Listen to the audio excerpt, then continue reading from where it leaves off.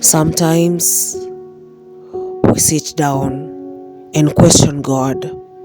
Why did you allow some situations to happen in our lives? We have endless questions. No one seems to have the answers. We really don't know what happened. Why some situations happened? Why? Why us? Why me? Why my house? Why my daughter? Why in my house? Why us? We ask ourselves. It was on the 17th of January 2003, a baby was born. She was beautiful, stunning. She was born in traditional way, and it made it so beautiful because she was named after her grandmother's name, Miriam, which means joy. The baby grew with love from both parents, and it was completely stunning.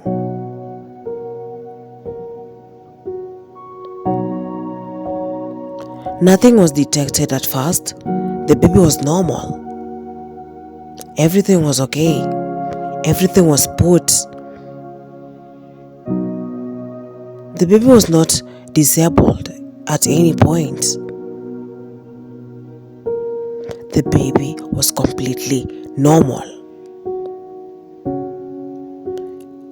At 4 years of age, it was time for the baby to now go and join school, what is known as nursery.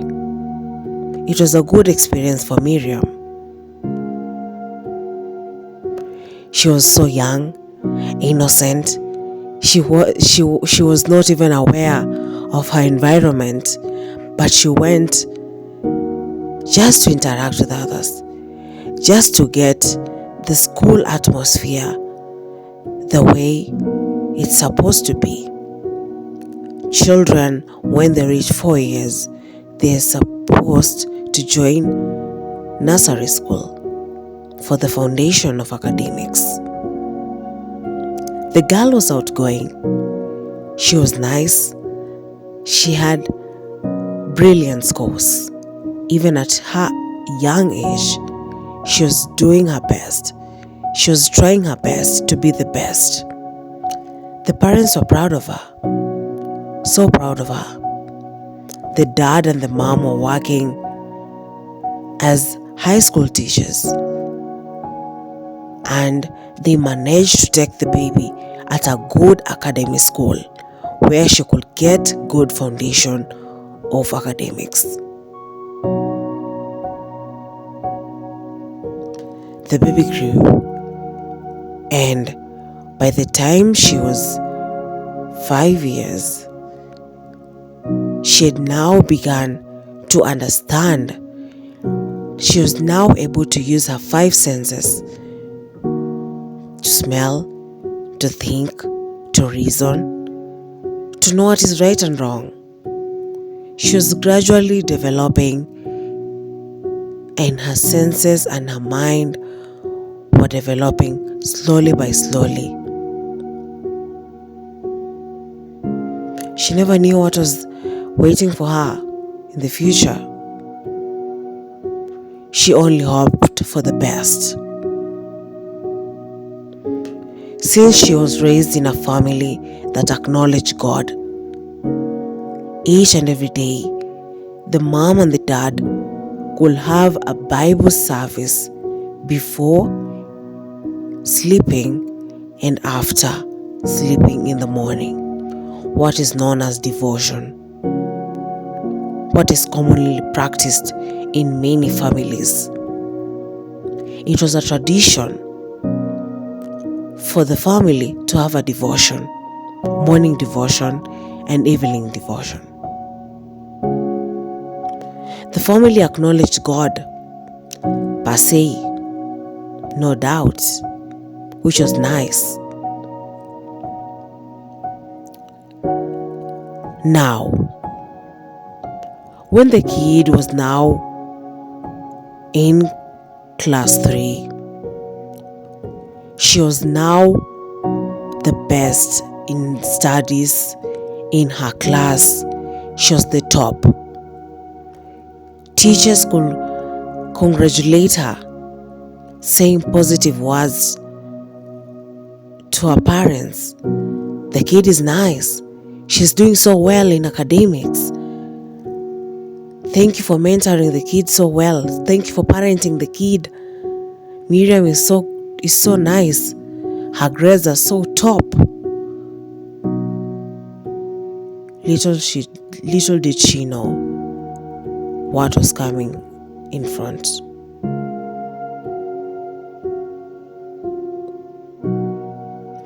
One day, Miriam and her friends had discussed to carry toys in school so that they could play during game time. Miriam told her parents, "Mom, my friends have asked me to carry some toys to school to play with them during break time and games time." The parents could not hesitate because their lovely daughter had requested. So they told her it's okay, but take good care of the toys because they are quite expensive.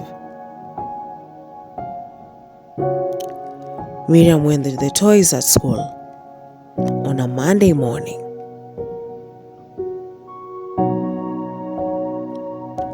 Now, as they were playing during break time,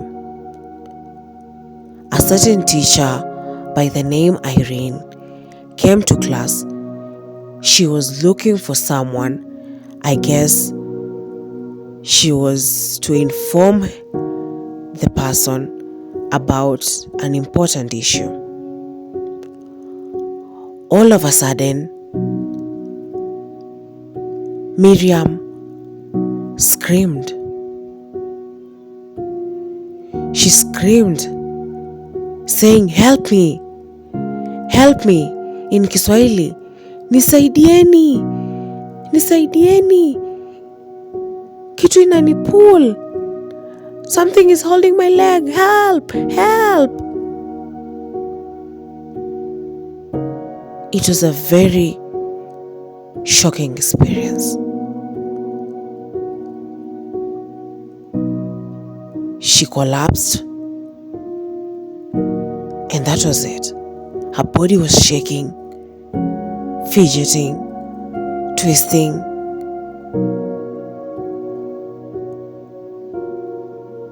It was so bad. Everybody was shocked. Everybody was tensed. The teacher calmed the situation. She told the pupils, "You can wait outside as we manage the situation."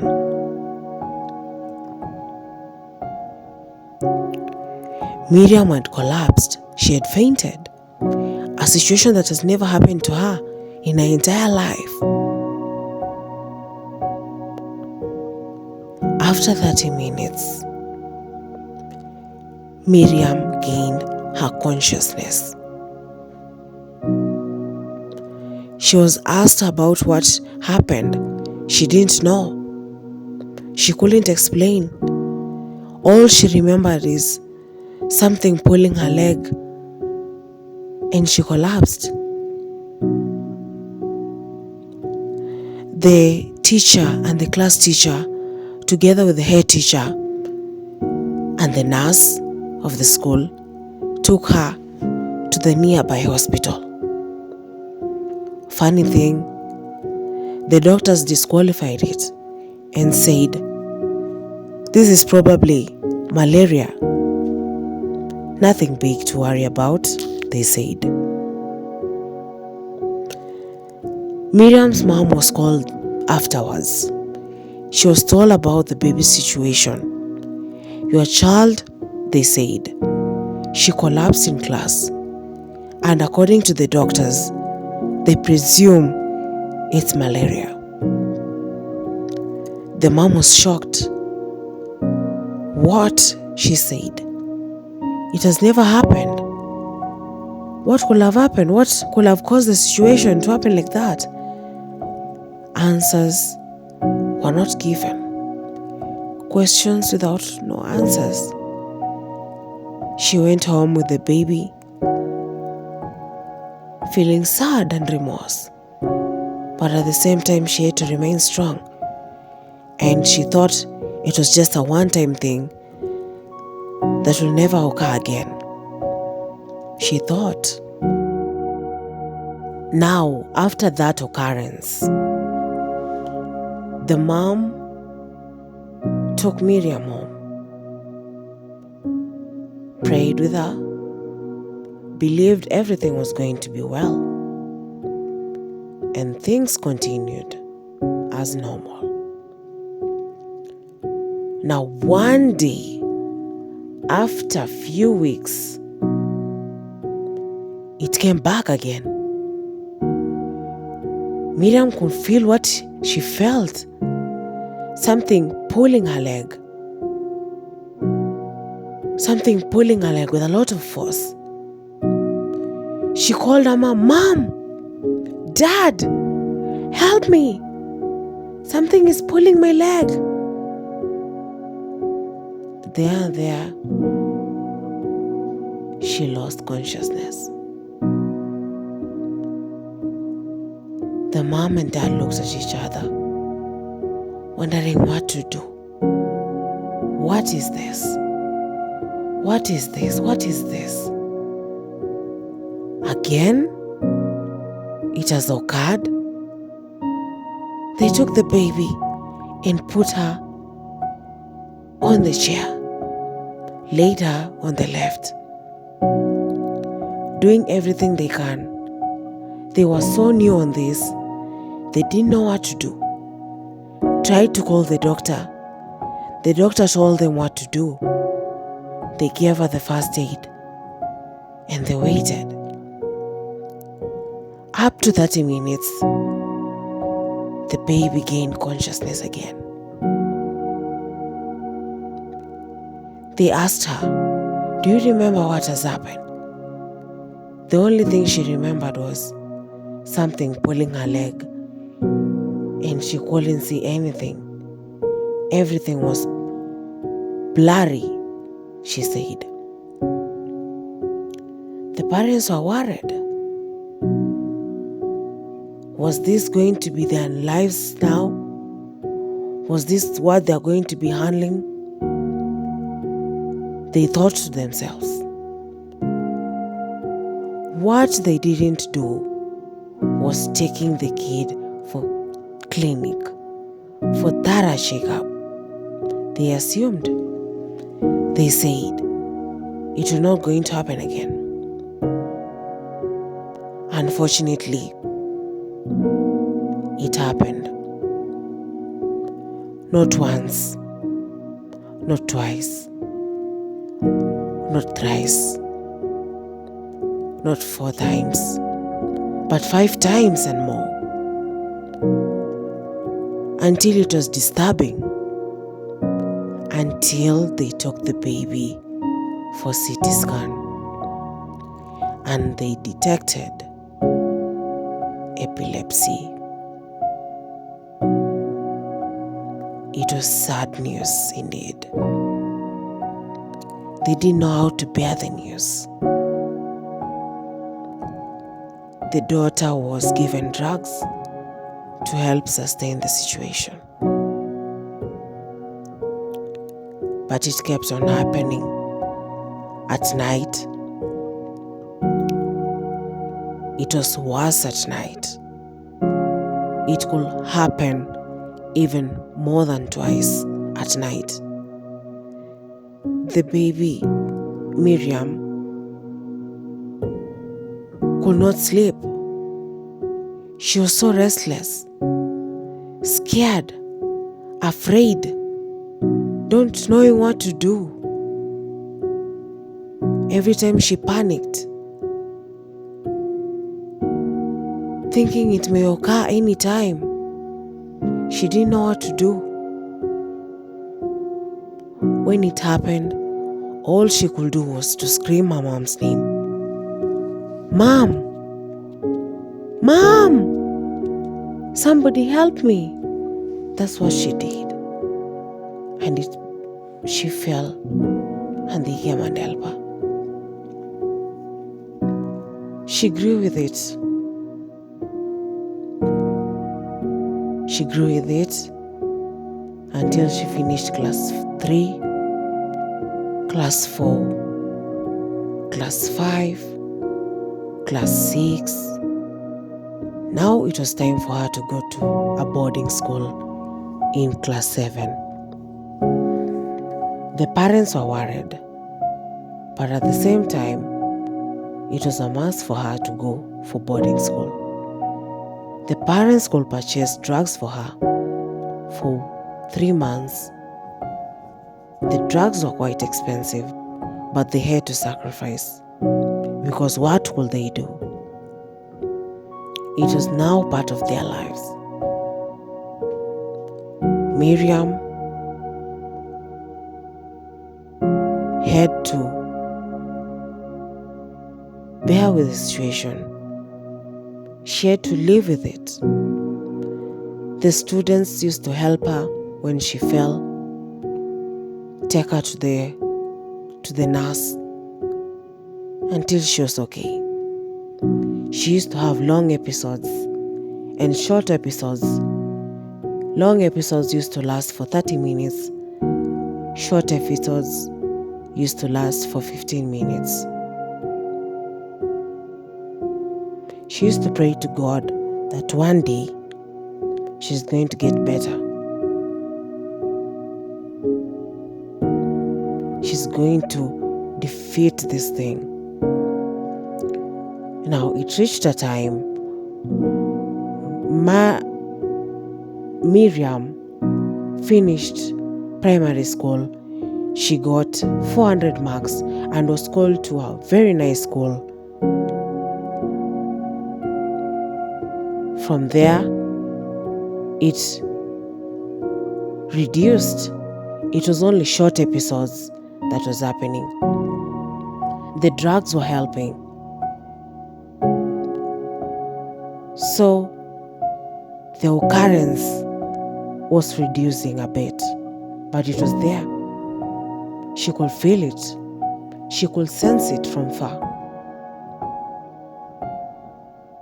She finished her Form 4. It was time to join campus. She joined campus. Now, the episodes were only happening at night, not during the day. Nobody could know. She was so scared in campus. What if it happens? What if somebody records me? What will I do? What shall I do? She finished her first year. The second year, she was well. The third year, living with drugs and everything.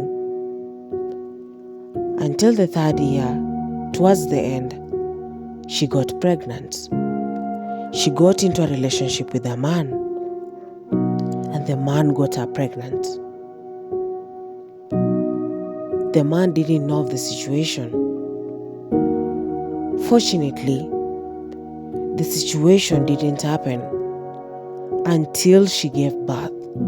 She was so okay. The situation didn't happen, but she had to tell the man about the situation.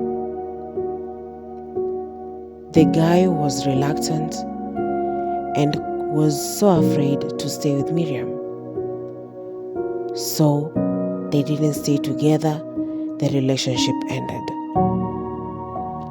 So Miriam went to her parents' house. She had to defer school because of the baby. She had to take care of the baby until she was of 6 months. The baby was a girl. The baby grew, but Miriam was so worried.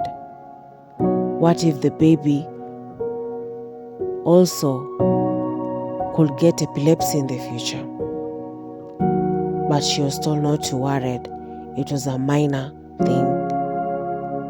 It's 50-50 the chances of the baby to contract epilepsy. So till date, Miriam is still on drugs. She takes care of the baby while she's studying. She's on her final year, waiting to graduate on December 2025. Nobody knows of the situation in school. She has never told anyone. Dear listener, as you listen to this, put Miriam in prayers. She's battling a battle that she's hoping that one day it will end. She prays for the best. Now that she's a mom, she only prays for the best to her child.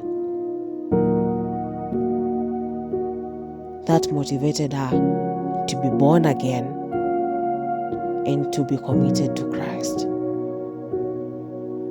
We hope for the best, and one day God will do a miracle to the life of Miriam. Thank you.